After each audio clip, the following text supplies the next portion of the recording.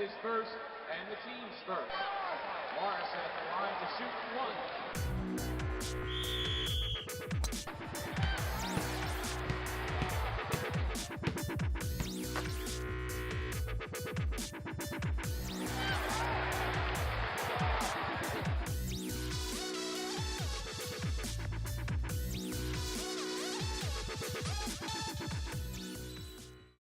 Touchdowns, baskets, and home runs. That's what we'll be talking about today on Sports Talk. I'm your host, Adam Orlandino, and throughout the show, we will have different guests joining me to talk about different sports. Right now, I have a very special guest, Mr. Smith. Thanks for joining me today. Thanks for having me in today, Adam. We're going to be talking about some basketball. So our first topic is going to be college basketball. With March Madness coming up, which team do you think will be the favorite to win the tournament? Wow, that's a great question. It's always a fun time of the year, isn't it? Yeah. Good tournament, always a lot of excitement and buzzer beaters.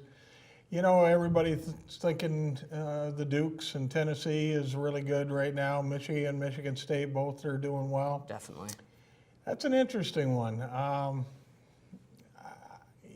The money would probably say Duke just because of their history and stuff, but I got a little surprise. I think keep an eye on Kentucky. Kentucky? How's that? Those young kids, they are really starting to play well, and Coach Calipari, he gets a lot out of the young kids, so Yeah. we'll see how they do. Well, I'm going to go with the money pick, and it's going to be Duke.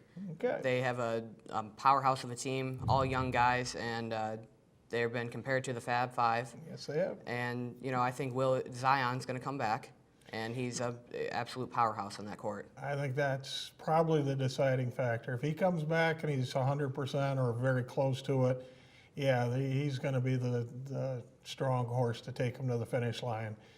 But, as you know, the March Madness, the one that goes in, number one, doesn't always come out. So, Definitely. you know, it's always fun to pick that sleeper and see if you can pull it off. Yeah. All right, so we're going to stick with college basketball. And how do you feel about Michigan and Michigan State's success this year? And who do you think will have a better chance of winning a national title? Again, really good question. It's fun to see both teams doing really well. I don't have specific allegiance to either one, and I like both coaches. I think they run a clean program, and they really develop their players.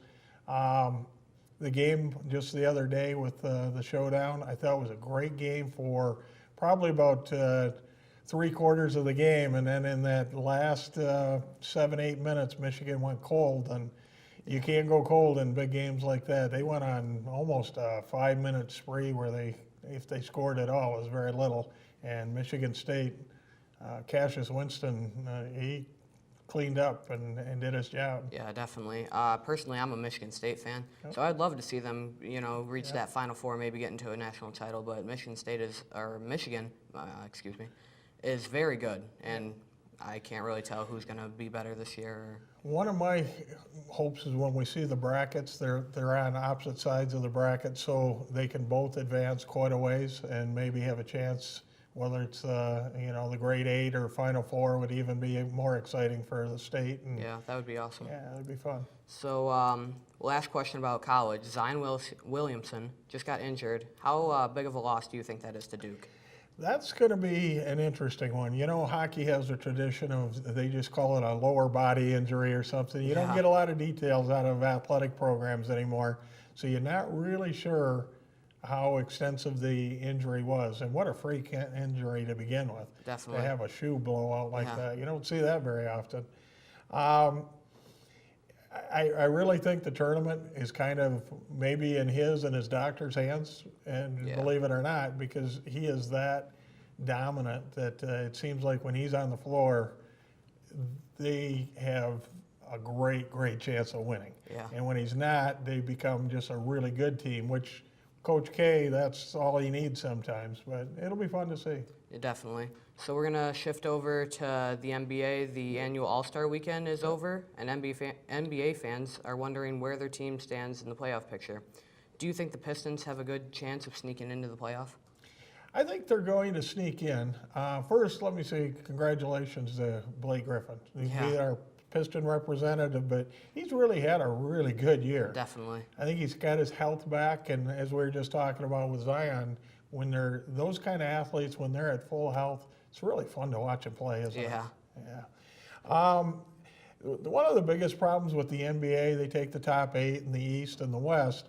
You almost have to get up to about the 6th or the 5th position to have a competitive opportunity. If you're 1 versus 8 seed or 2 versus 7, it's very unusual for an 8 or a 7 to knock off a 1-2. Yeah. You get the 3-6 or the 4-5, yeah, there's a possibility. A team gets hot and maybe an injury on the other team. So I would really like to see if the Pistons could inch their way up to that 6th spot and maybe have a better draw, so to speak, in the playoffs. So we're going to stick to the topic of the playoffs. Which teams look the best to you right now, and what team do you think would be a powerhouse in the playoff? That's a good, wide-open question, especially in the East. There's some great teams. Toronto's playing really well. Milwaukee's playing really well. Of course, when LeBron went west, that kind of opened things up. Definitely. You know, I think everybody thought Boston was going to be really powerful, and they're doing okay, but they're struggling a little bit. And I'm going to say Milwaukee, which is interesting because we haven't really used that name in a long time coming out of the East. Out West, Golden State is so good. I think Houston keeps getting better and better and closer. But until you take down the Giant, I would say you're talking about Golden State coming out of it again. Houston is 3-0 against Golden State this year. I personally really enjoy watching Chris Paul. Yep. And last year I was devastated when he got injured. Yeah. And they had that shot. It was almost there. But and the same thing, like we were talking about injuries, that it's such a big part of the game. Yeah. So Golden State, you know, not to wish anybody, but it only takes a weird accident on the floor, you know, and a twisted ankle, and like Chris Paul last year, all of a sudden it's a whole different competition, you know. So Golden State I would probably have to say, but Houston's knocking right on that door. This might be the year, and Harden's having a great year. Definitely. So the final question here, what's your finals prediction? I'm going to say Golden State will win it 4-1 over Milwaukee. I'm going to say that Boston's going to heat up. Those young players are going to start cooking with Kyrie as their leader. And Boston's going to get in that finals, and I think there's going to be an upset, and Houston's going to get into those finals, and it's going to be really close. But probably I would love to see Houston win, so that's going to be my prediction. Some great basketball over the next couple months. Definitely. Thank you for joining me, Mr. Smith. Thanks for coming. I appreciate you being asked to come in. We're going to take a break, and we're going to be talking about some baseball. I am a veteran. I lost both legs in Vietnam. As America's veterans face challenges, DAV is there. My victory was getting my benefits and a good education. DAV helps veterans of every generation get the benefits they've earned. I'm a veteran. I didn't want to admit it, but I had PTSD. So veterans can reach victories, great and small. My victory was finding help and learning that I wasn't alone. Support more victories for veterans. Go to DAV.org. Welcome back. Now joining me is Zach Taylor and Nicole Will. We're going to go into some baseball. We're going to slide in some topics and questions. So, spring training is coming up, and Bryce Harper still isn't on a team. Where do you guys think he will fit best? I would say he would fit well on the Los Angeles Dodgers because they've been so close to a World Series title. They've been to the World Series the last 2 years. I think he would make a fantastic addition to their team. Yeah, they're pretty much going to need him because, like you said, main word in that, close. But couldn't seal the deal. But I think I want him to stay in Washington because the Nationals have a few key players, but he really rounds it out very well, and he would just make a great to stay with the Nationals. He would just be a great addition. Those are some great points from you guys. So, so there have been some big free agents in the offseason. What do you guys think is the biggest surprise? What is the biggest surprise that have come from this free agency? I think one of the biggest ones is the most anticipated one, where Manny Machado, where he recently signed a deal for $300 million for 10 years with the Padres. Yeah, I also think that was like a huge shock. Like when I saw that, I was like, "Are you kidding me? Like that is so long, and that's a lot of money." But also, it's kind of shocked me that it's taken Harper so long to sign because he's so good, and you would think that some team would be like giving him this and everything he's ever wanted to sign with them because he is a really key player. Are there any other free agents other than Machado and Harper that you guys think was like a big surprise going to a certain team? James McCann from the Tigers, he was a free agent this year and he went to the White Sox. And it was kind of shocking that the Tigers did let him go because he did catch for us and was one of our main catchers. So it was a pretty big surprise for me. Another one that surprised me was when the Dodgers traded Yasiel Puig to the Reds. I did not see that coming whatsoever because he was one of their star players that they had. Yeah. All right, so finally, Tigers are one of the worst teams in the MLB. What do you guys think they need to do in order to become a successful team again? Yeah, and I think that they've started this, but they need to get key players. They've had great players that have gone off to do great things, and then half of our Tigers team played in the World Series, our old one, and they just need to get these key players and get them team bonded and like get them together to start working as a team because nobody's working as a team right now. And Gardenhire is a great coach. He really is. But he needs those players and he needs key players to win games. And adding to what Nicole said, they just signed Josh Harrison from the Pirates. So I think that free agency and trading will be a big help to them in this future season. Well, thank you guys for joining me. We're going to take a break, and next we will be talking about some football. My name is Carly. I'm 15 years old, and I am a heart recipient. I got my first heart transplant when I was 1.5 years old. I got my second heart when I was 13. When I step out on stage, I think I'm communicating with people. I would like to tell them that I want to make a change in life. Like, yeah, you can have 2 heart transplants, but it doesn't stop you from doing the things that you love. When I get my driver's license, of course, I'm going to say yes to be an organ donor because I've been saved twice. So who says I can't save somebody else? It's just the beginning of a new story.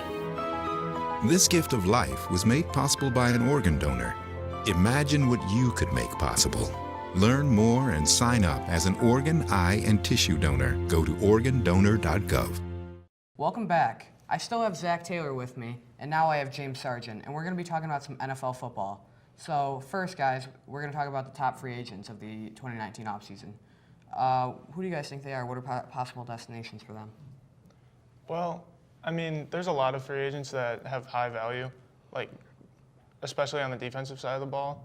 Like we've got C.J. Mosley, Earl Thomas, and just big players that could go to teams that really need it this season. Mm-hmm. Yeah.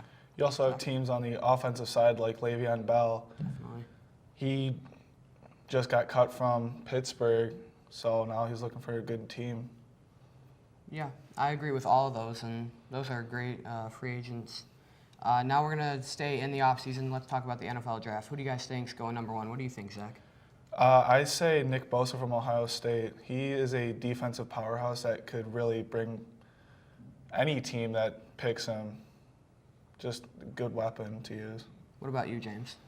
I agree with Zach. Nick Bosa is a really, really good player, and he could definitely impact the team. But Kyler Murray, I think he definitely has the potential to go number 1, seeing how he just won the Heisman. So. Yeah, the Cardinals have the first pick, so I don't really know if they're going to take Kyler Murray because they did use their first round last year to take a quarterback in Josh Rosen. So, and a lot of people have been saying that they might think that Josh Allen might go for number 1, but I still think it's going to be Nick Bosa. Staying on the topic of the draft, what is the biggest need for the Lions? What position do you think they should take at the number 8 spot? I think the Lions need to take anyone in the defensive side of the ball because they just cut key players like Glover Quinn and traded a few guys away just so they could make room on their defense. I mean, I agree with that. We've gotten rid of a lot of players, and it has freed up some cap space so we can get some big players. But I don't know who they're going to take. I mean, if Nick Bosa can last that long, it'd be great to have him. But I don't think he will. Yeah, I mean, we have the number 8 spot, so I don't think we're going to really get a big-time player like Nick Bosa or Josh Allen, but maybe we can get one of those guys that can make a big difference on the team. Like last year, or no, 2 years ago, we got Jared Davis, and he's been a monster. So Le'Veon Bell was the huge story over the 2018 season, and sitting out, and now he's a free agent. What teams do you think he would fit best? I am going to say that he would be a good fit for the Indianapolis Colts because they have, even though they just drafted a rookie, adding him would, as a veteran running back, would be just, they would be able to have a better rushing game than they did with a rookie running back. Definitely. I think, well, what I've seen so far is the Patriots are pushing for better players, and players are taking pay cuts so they can get more players. And they're looking at Le'Veon Bell and players like Odell Beckham Jr., and I think Le'Veon would fit well on that team. I do definitely think that Le'Veon would fit well on that team, but they did just draft Sony Michel, and he was a monster in the offseason, so I don't really think they should go after Le'Veon Bell. I mean, the Lions maybe, but I don't think they would do something like that. I mean, they just got Kerryon Johnson as well. Yeah. So in my opinion, the best fit is New York, the Jets, because the Jets, they have probably the biggest cap room, and Le'Veon, that's what all Le'Veon wants is the money. Yeah. So I think that the Jets are really going to take him. Thank you for James and Zach for joining me today, and thank you to all the other guests that joined me. I'm Adam Orlandino, and make sure to tune in next time for Sports Talk on M6, your hometown station. Atlanta foul on that's his first and the team's first. Morrison at the line to shoot one.